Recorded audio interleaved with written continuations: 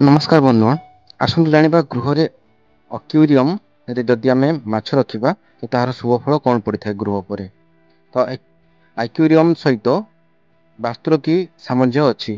तो घरे जदि आम माछ रखा ताले बहुत शुभ फल मिलता है। माछ रखिले कौन फायदा मिलता है तो आसतु जानिबा। घरे माछ को एक्वेरियम रे रखिबा बा रखि परिबानी, किंतु ध्यान रखिबे एक्वेरियम रे 9टी माछ रखिबे। ता सहित घरे कौन व्यक्ति से खाइबा को देवे। घरे माछ रखिले कौन दोष सबू खंडन होता है आसतु जानिबा।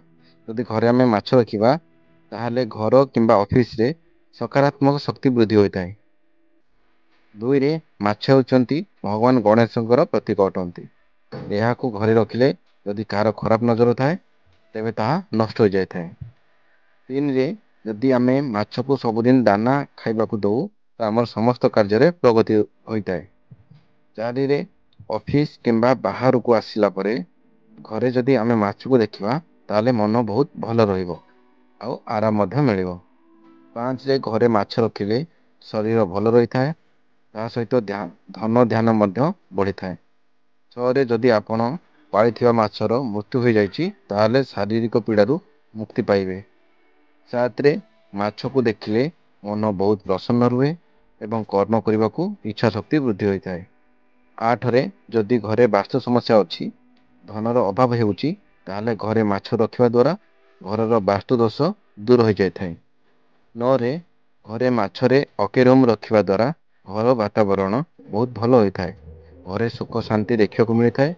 घरे थिबा नकारात्मक शक्ति नष्ट हो जाता है। 10 रे घरे जदि रंगीन माछ रखुछंती ताले आपण एकके जीवन को से रंगीन करदेव। कहीं जब आप घरे माछ रखुंट से एकला आप जीवन को रंगीन करदेव। 11 रे एक्वेरियम को घर बारंडारे दक्षिण कोण रे रखिए। यह रखिबा द्वारा गृहर वास्तु दोष दूर हो जाए। वास्तुशास्त्र रे बा वास्तुशास्त्र द्वारा लेखा अछि जे एक्वेरियम रे नारंगी माछ अछि ताहले सेथिरे एक कला रंगर माछ निश्चित रखंतु। यह रखिबा द्वारा घरे सुख शांति देखादेव। यह सहित आपण को नियमित माछ को दाना देबे, ताहले शरीर सकारात्मक शक्ति वृद्धि होता है। बंधुगण आपण मानक आमर ये भिडटी केमती लगिला निश्चित भाव कमेंट माध्यम रे जनइबे।